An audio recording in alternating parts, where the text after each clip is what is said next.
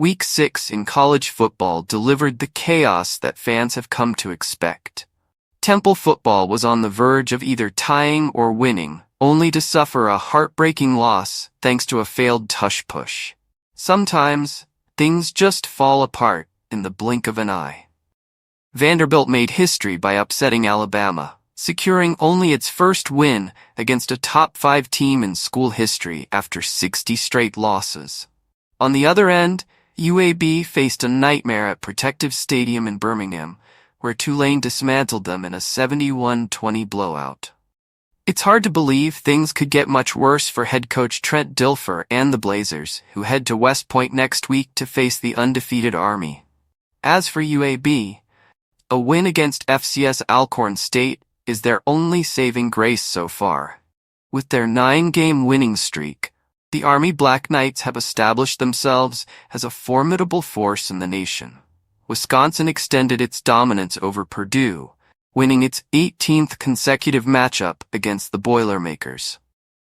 Meanwhile, Temple kicker Maddox Trujillo etched his name into history with his second 60-yard field goal of the season, the first time that's happened in 47 years. And then there's Boise State's Ashton Jeanty, who is running wild this season. With 1,031 rushing yards and 16 touchdowns through 5 games, Jeanty has been unstoppable. He continues to put up ridiculous numbers, and with each passing week, it feels like he's carrying the Broncos to new heights. Temperatures on the field soared across the country, including a blistering 107-degree kickoff for the Kansas-Arizona State game.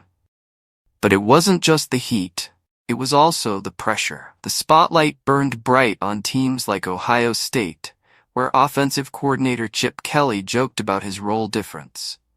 You can go to the bathroom between series if you have to. College football is nothing without its quirky moments, and there were plenty this week. The sport remains full of surprises.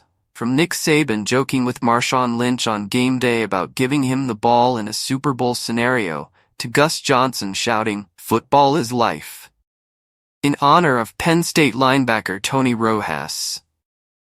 The road ahead will be even more challenging for some teams, and with big matchups looming next week, fans can only hope the action lives up to the hype. If there's one thing we've learned from this season, it's to expect the unexpected. Because college football never disappoints.